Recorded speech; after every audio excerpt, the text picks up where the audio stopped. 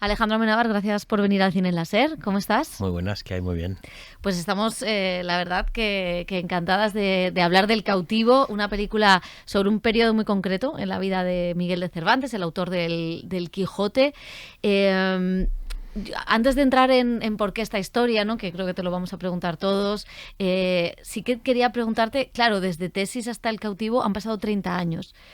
¿Qué ha cambiado en Alejandro Amenábar en este tiempo?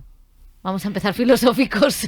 Bueno, primero te diría lo que no ha cambiado, que es la pasión por contar historias. Eso es lo que me mueve. Supongo que como a mí y a muchísima otra gente, realmente es lo que da sentido, por supuesto, a mi profesión, pero es lo que da sentido a mi vida. O sea, lo que me da alegría de levantarme por las mañanas es cuando tengo una historia que contar, y a veces lo que he aprendido, igual, eso es lo que me diferencia con respecto al Alejandro de hace 30 años, es que a veces es un proceso. Para tener esa pasión para contar, primero tienes que encontrar. Entonces, encontrar también la pasión para buscar, tener la paciencia para encontrar esa historia. A veces se queda dormida, como fue en este caso. Igual es lo que he aprendido con el tiempo, saber esperar y no tener ansiedad por correr a hacer la siguiente película. Y ahí, luego te preguntaré por ello, pero es cierto que mirando tu filmografía, que es apasionante, hay películas muy diferentes, pero en el fondo hay cosas que sí que se repiten, ¿no? Y ese gusto por el relato, por contar historias, en esta se ve muy claramente, al final luego hablaremos, pero es una película que habla también sobre el poder de contar historias. ¿Eso sigue intacto? ¿Eso no se ha perdido? Quizá esta sea la película en la que más me centro en ese acto en sí, que es el placer de contar historias. A mí no me gusta mucho el cine sobre el cine. Y bueno, y lo digo, y una de mis películas favoritas es Cinema Paradiso, pero de alguna manera siento que la fórmula está agotada, y sobre todo la fórmula de el cine salvó mi vida. Es algo que que en mi caso pasó también, pero me resulta un poco repetitivo en las películas. Entonces no me gusta mucho centrar el cine en el cine, pero en este caso ha sido una película sobre el gusto de contar historias, que eso sí que me retrotrae a algo muy primigenio, que es que cuando yo era niño juntaba a los chavales en el recreo para contarles historias, y eso se da literalmente en la película. O sea, que eras un poco como este joven Cervantes. Era un poco cuentista, sí, me gustaba, y ya cuando descubrí el cine lo que hacía era contar las películas a mis amigos, y sí que recuerdo que tenía la capacidad para tener ahí un grupito hechizado. Hombre, no es para menos, que luego nos has hechizado a todos con cada película. Y en el caso de esta historia de Cervantes, ¿desde cuándo te ronda por la cabeza y qué te atrae de ella, de volver a un periodo histórico? Pues esto viene de hace 8 años, incluso antes de Mientras dure la guerra. Era un proyecto que me ofreció Fernando Bobaira, mi productor. Me dijo: oye, hay un periodo allí en la vida de Cervantes, en el cautiverio de Argel. Yo no tenía ni idea del cautiverio de Cervantes. Conocía Lepanto. El manco de Lepanto. Probablemente sí que había pasado por prisión por un tema de impuestos, y poco más. Realmente lo increíble es lo mucho que creemos que sabemos de ciertos personajes que son como icónicos en nuestra cultura, y creo que no solo yo, sino mucha gente no sabía cosas de Cervantes, y en concreto de esta época. Entonces, esta historia, que empezó como una historia de fuga, de cárcel, un poco rollo Conde de Montecristo, claro, cuando rasqué en los libros de historia y en las fotografías, en las biografías, salían temas que no tenía ni idea, como lo que era la libertad, la permisividad sexual en Argel, todo el tema de la sexualidad de Miguel de Cervantes. Y entonces ahí es cuando empecé a conectar muy íntimamente con el proyecto, y hubo un momento, bueno, luego todo esto quedó detenido, surgió Mientras duró la guerra, surgió mi serie La Fortuna, pero hace un par de años decidí, eso que estaba ahí dormido, rescatarlo, y vi que era la historia que tenía que hacer. ¿Y qué cosas has descubierto, aparte de esa parte sexual, que te haya sorprendido de la vida de Cervantes? Porque es cierto que mientras a Shakespeare lo hemos conocido de todas las maneras, nosotros con Cervantes hemos sido muy poco dados a revisitar tanto su obra y hacer un buen Quijote, como a hablar de la figura de alguien que revoluciona la literatura en el mundo. Bueno, pero eso ya me pasó con la historia de de Unamuno y su discurso en el Paraninfo, que me pareció muy cinematográfico, digo, ostras, y no se ha hecho nada de esto con todas las películas que se han hecho sobre guerra y posguerra, y con esta sí que es muy sorprendente, porque que yo sepa solo hay una película centrada en la vida de Cervantes, del 60 y muchos, una coproducción, y una serie española dirigida por Alfonso Hungría de los 80, y es que no hay más. Entonces sí, me sorprende que no se haya hecho antes, y sobre todo este periodo que es tan interesante para entender, porque yo digo que esto es como la creación o la gestación del héroe, en este caso del héroe literario, cómo alguien se convierte en un genio de la literatura, y me llamó mucho la atención, que eso además coinciden muchos de los libros, de los ensayos que he leído, en que esta voluntad de narrar, y narrar desde una perspectiva diferente, con personajes que no son blanco y negro, viene precisamente de su experiencia traumática en Argel y de haber tenido la oportunidad de convivir con el enemigo, con la cultura musulmana, que es lo que a Cervantes lo hace una persona más completa y lo hace un creador más completo. Y ahora que mencionas lo de las biografías y no sé si ha sido difícil la parte de documentación para luego crear una ficción y dejarte llevar por otras cosas que, bueno, hay aspectos de la vida de Cervantes que nunca se van a poder comprobar, ¿no? Pero el juntar la ficción con toda la documentación, con todo el rigor histórico. Eso ha sido quizá la parte que más he disfrutado del proceso. A veces pasan unas películas más que en otras, y yo recuerdo estar escribiendo con esta película y estar literalmente surfeando. Es maravilloso cuando te despiertas por la mañana y lo único que quieres es sentarte delante del ordenador, porque además sientes que estás escribiendo al dictado, o sea, que te están directamente, las voces te están llegando y no quieres acostarte por la noche porque sigues escribiendo. Fue un proceso muy compulsivo, en el que razonablemente yo quería, ¿por qué no? La historia vale la pena, y no es la primera vez que cuento una historia en real. Valía la pena centrarse en lo que está documentado, y por supuesto dejar un margen para que la ficción complete lo que en cualquier caso sí está planteado, aunque solo sea para refutarlo como hipótesis, en muchos de los libros que he leído. Entonces, de ahí, de todas las hipótesis, yo he cogido la que me parecía la más plausible y la más interesante desde el punto de vista dramático, y luego una cosa muy cervantina, que es mezclar la realidad con la ficción. Se cree que en esta época posiblemente él ideara una de las historias que aparece en el Quijote, que es la historia del cautivo, que tiene muchos elementos autobiográficos. Me parecía el momento perfecto para juntar la realidad y la ficción. No, y además meter muchas cosas que luego veremos en el Quijote, muchas imágenes, y hacerlo de una manera elegante, que eso es difícil, ¿no? Porque era muy fácil caer en la cosa obvia de mostrarlo. Bueno, ahora siempre habrá que le parezca un churro, pero, no. Pero sí que... Además tuve tiempo para pensar esta película, porque nos ha costado financiarla y ha sido un año de espera. Entonces esa imagen, que creo que te refieres, hay un momento que hay una imagen que nos recuerda a Don Quijote y Sancho Panza.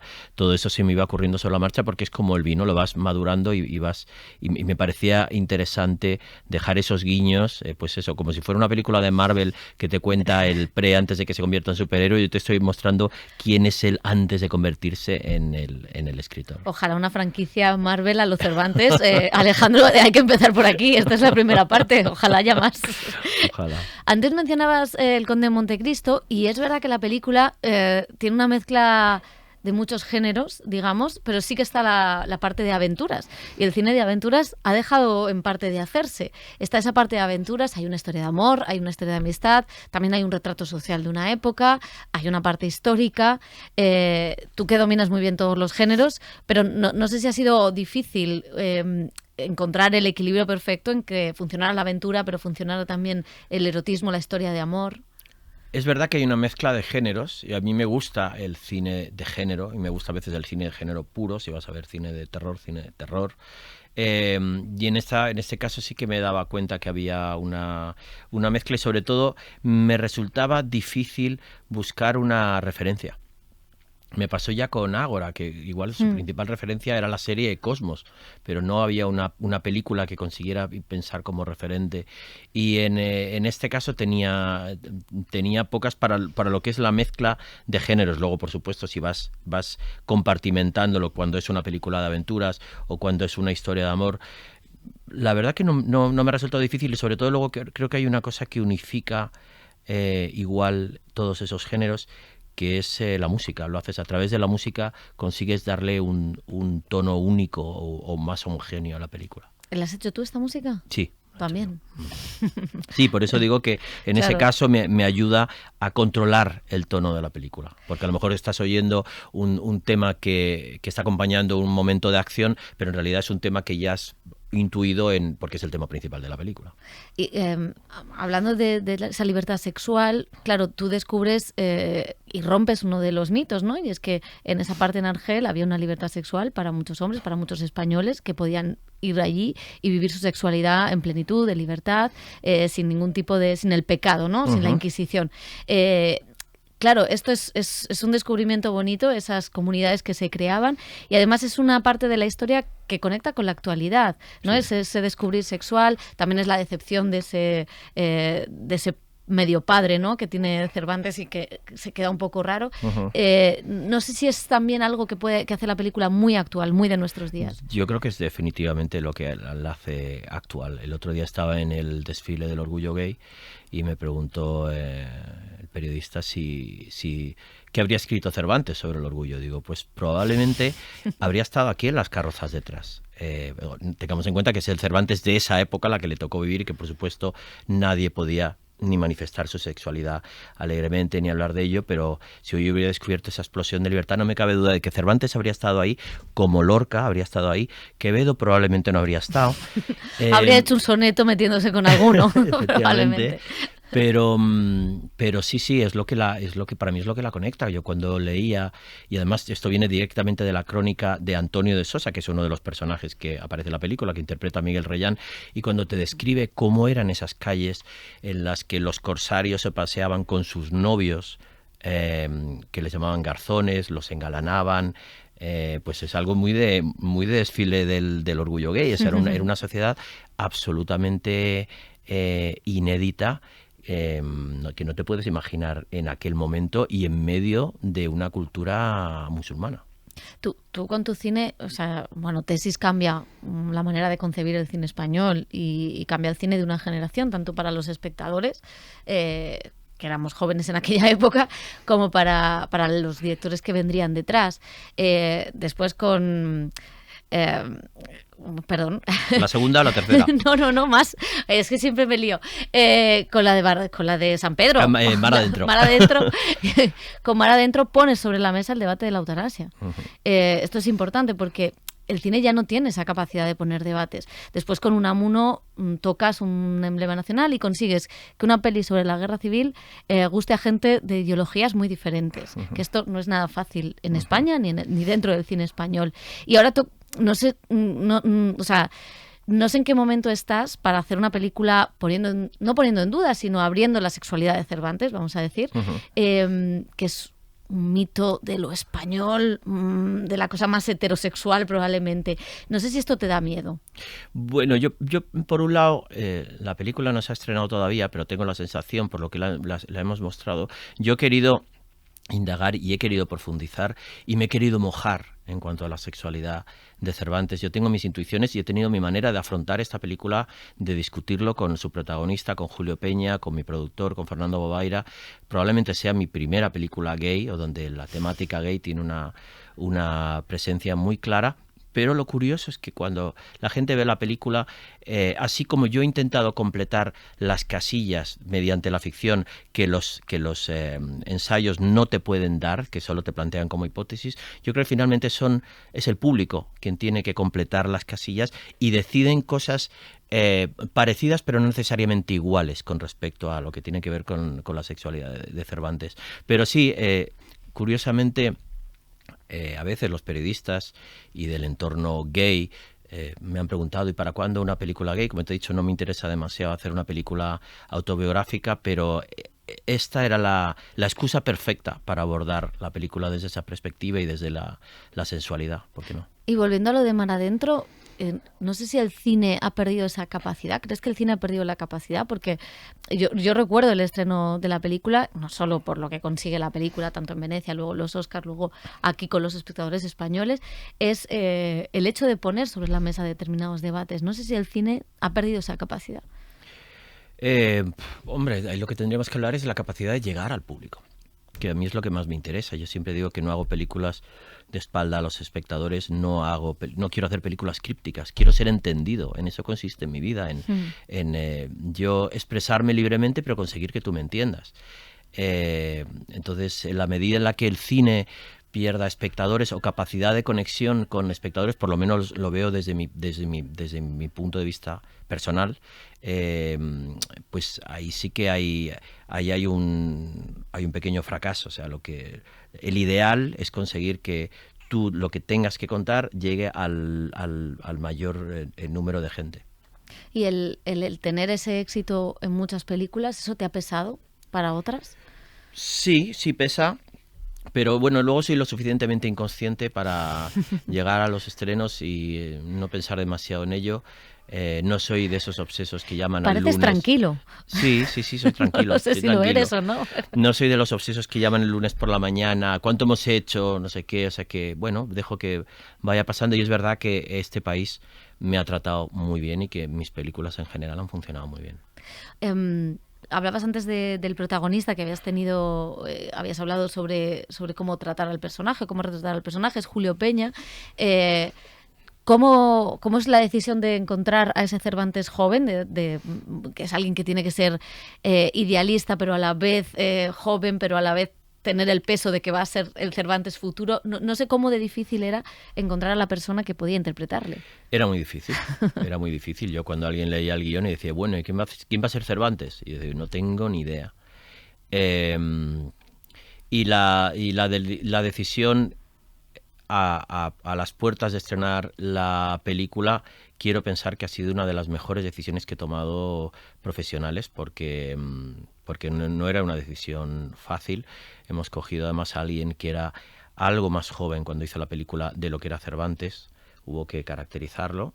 Pero bueno, lo bueno es que tiene además Julio yo le digo, tiene un punto viejoven. Es un tipo maduro, un tipo con el que puedes discutir, con el que puedes profundizar. Y luego, claro, es que necesitábamos todo. Necesitábamos la cuadratura del círculo. Vas a convertir en un genio de la literatura. Tienes, por cierto, no hay retratos, que eso es otra de las cosas que la gente no sabe. No hay retratos autentificados de Cervantes, ni siquiera el de Juan de Jáuregui, que está firmado, es un retrato falso. Es decir, no se sabe cómo era Cervantes, solo se sabe a través de las descripciones que él hace de sí mismo. Y con lo cual yo sabía que necesitaba a alguien atractivo. Tenía que contar además una historia de amor, alguien carismático, es un señor que protagonizó 4 intentos de fuga, embarcando un montón de gente. O sea, yo creo que como una especie de Hernán Cortés es alguien que debe haber tenido capacidad de convicción. Y para engatusar a la gente, un señor que se salva sistemáticamente del castigo, incluso de la muerte, a pesar de que le descubren. A la vez un señor con genio, capaz de enfrentarse, porque se enfrentó a este cura Blanco de Paz, que es el personaje que interpreta a Fernando Tejero en la película. Yo qué sé, necesitaba muchas cosas y además quería una cara fresca. Entonces fue una decisión difícil en la que sopesamos lo que nos jugábamos y decidí arriesgarme, y realmente Julio no demostró que podía ser Cervantes plenamente hasta que llegó el primer día de rodaje, primer plano, no sé si fue tercera o cuarta toma, y hicimos todos ¡wow! Y ahí ya vimos que... Respiraste. Sí, que había interiorizado el personaje.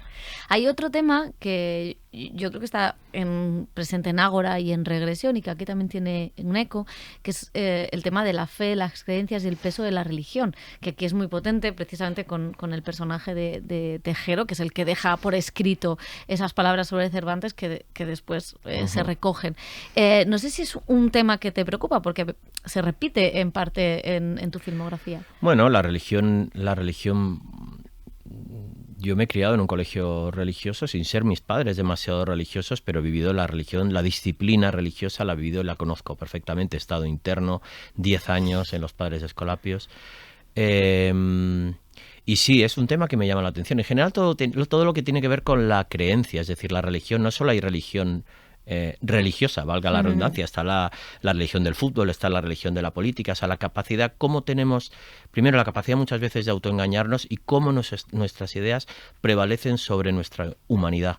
Eso es algo que me llama mucho la atención. Estaba la semana pasada en un coloquio en el Congreso por el 20 aniversario del matrimonio igualitario, y había una chica que contaba su historia, bueno, una abogada, activista, lesbiana, y claro, era tan terrible lo que contaba. Lo contaba la verdad con un humor maravilloso, pero cómo su padre fue capaz de rechazarla sistemáticamente, negarle a ella y a su hijo, que era su nieto, y dices, wow, lo que son las ideas. Y son capaces de nublarte la vista de tal manera que te hacen rechazar a tu hija. Y desgraciadamente la religión tiene mucho que ver con eso. Yo de todas formas cuando vuelvo habitualmente al Nuevo Testamento y vuelvo a la predicación de Jesucristo, veo que es literalmente absolutamente lo contrario de lo que veo practicarse y predicarse en la iglesia. O sea, si Jesús volviera hoy en día, lo del templo aquello que hizo, no te digo lo que le haría en el Vaticano. Sería una película, Jesús volviendo. Seguramente. Antes has mencionado que tuviste tiempo para preparar la película porque costó financiarla. De verdad, una película de Alejandro Amenábar, de aventuras, sobre Cervantes, cuesta.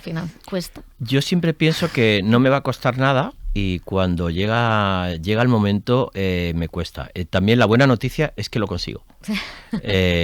Porque veo también a mi alrededor como hay directores y directoras que de pronto dicen, no, se me ha caído, etcétera, y la financiación está complicada. No voy ahora a empezar con la retahíla de reproches ahora mismo de la situación del cine español, pero la financiación está complicada, las plataformas han absorbido gran parte del mercado, es más difícil después de la pandemia llevarse a la gente a las salas, y mis proyectos son caros. Como me dice mi productor Fernando Bobaira, ¿cuándo se te ocurre uno baratito?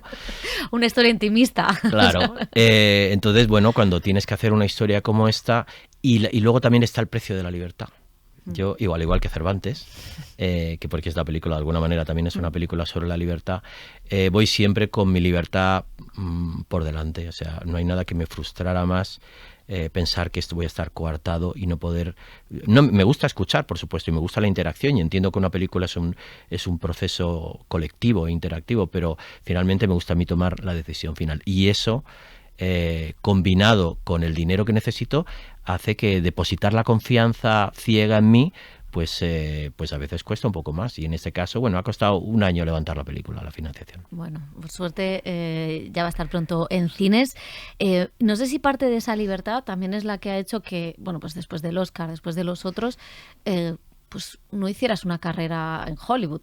No sé si es parte de esa libertad de no ceder a ese último montaje, esa última decisión, de hacer tus películas, de sentirte libre también. Sí, estoy seguro que no sé si acertadamente o no, pero tengo un amigo que es muy bruto y dice, más de una vez me ha dicho, tú tienes que ir a Hollywood y dejar que te follen, al menos un par de veces. Está bien explicado. Está bien expresado, sí. Sí, el enfrentarse es jugar en un mundo muy grande de corporaciones, de accionistas, de ejecutivos y ejecutivas, y no me ha resultado especialmente... Por un lado, vivir fuera, porque también es verdad que hoy en día con la globalización te puedes hacer una película que no necesariamente tengas que irte a Hollywood, etcétera, pero en aquel momento cuando se me abrieron un poquito las puertas y me mostraron lo que podía tener y la vida que podía tener en Hollywood, no me llamaba la atención, porque a mí me gustaba estar en Madrid con mi familia y con mis amigos, y porque no necesariamente me gustaban las películas que se estaban haciendo allí. Si tienes evidentemente un presupuesto a lo grande y libertad absoluta, pero eso es patrimonio de muy poquitos cineastas. Pues Alejandro Amenábar, ha sido un placer hablar de Cervantes contigo, de nuestro superhéroe, porque también tenemos un Marvel aquí en España. Que vaya muy bien. Muchísimas gracias. Gracias.